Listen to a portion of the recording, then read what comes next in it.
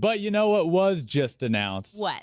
The National League Cy Young Award. And to no surprise, Sandy Alcantara wins the National League Cy Young unanimously. Yeah. Might I add, all 30 first place votes went to him. Only the 15th time in National League Cy Young history that there has been a unanimous winner, and the first since Clayton Kershaw in 2014. I love Sandy.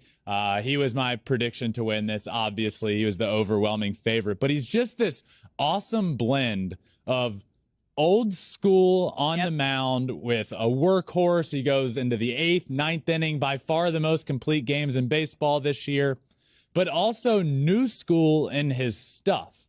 And by that, I mean, he throws 100 and it's moving like a left-handed slider. He's throwing 100-mile-an-hour bowling balls up there with nasty wipeout stuff. So old school mentality, workhorse, new school stuff on the mound. And the result of that is the unanimous National League Cy Young Award. And it's so cool. He's the first Marlin to win a Cy Young Award in franchise history. Isn't that crazy? It's crazy. He's only the third Dominican-born pitcher to win. But as you mentioned, he has that old school style that we don't get to see very often anymore. A pitcher at least having like 1 or 2 complete games during the regular season is rare. He had 6. Neither Julio or Max Fried threw a complete game in 2022. So it just kind of puts it all into perspective. He wants to be out there. He loves to be out there. And as you said, it's perfect. It's a perfect blend of kind of the old school workhorse, just let me go out there, do my thing. And then he has incredible stuff and velocity. So this was exciting to see. You hardly, you mentioned the other 2 finalists didn't throw a complete game in Fried and Urias, but that's normal in today's, they're not out of the norm here. He's that far out of the norm. The other 2 National League Cy Young finalists combined for 0 complete games, and he had 6. Yeah. You just never see that. So what a year. 14-9 on the mound with the Marlins, might I add.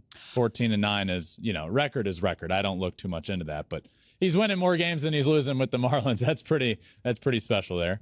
And then when you kind of put the whole thing into perspective, like how good of a pitcher do you have to be to win this award and be on a team that doesn't finish the season over 500? That's a really big deal too. You are kind of the heart and soul of that pitching staff and of the team in a sense. I mean, you talk about it so much in the other awards. And MVP, the Judge versus Ohtani debate is, well, Shohei's not on a good team and Aaron Judge is on the Yankees and carried them to first place. And, that argument is so prominent in today's age with awards. Yeah. And for it to not even really be a discussion, and I feel like more so MVP because it's most valuable player, but still with Cy Young, for him to win it on a team that wasn't very good is really impressive. And the year he had, obviously 14-9, as I said, but a 2.28 ERA, 32 games, 228 and 2/3 innings pitched in those 32 games. That is phenomenal. Led the majors in innings pitched and complete games. I mean, he pitched 6 innings in 26 of his 32 starts. And in 23 of those 26 starts, he allowed his opponent 2 earned runs or fewer. What a dominant year. The first pitcher since 2016 to throw over 225 innings pitched. We talked about it a second ago. You never see it. And that proves that. I mean, 228 innings, nobody's done that since 2016. Yeah. It truly is remarkable. And the first pitcher with 5 or more complete games since 2017 when Irvin Santana did it. So we saw an unprecedented year from Sandy on the National League side. And well-deserved, unanimous for the 15th time in National League history, unanimous Cy Young Award. Really cool. Yeah, I think very well-deserved unanimous winner. Yep, Cy I agree. Young winner. You mentioned first Cy Young in Marlins history, franchise history, which is wild to think about, by the way. But here's how this is shaped out in the past.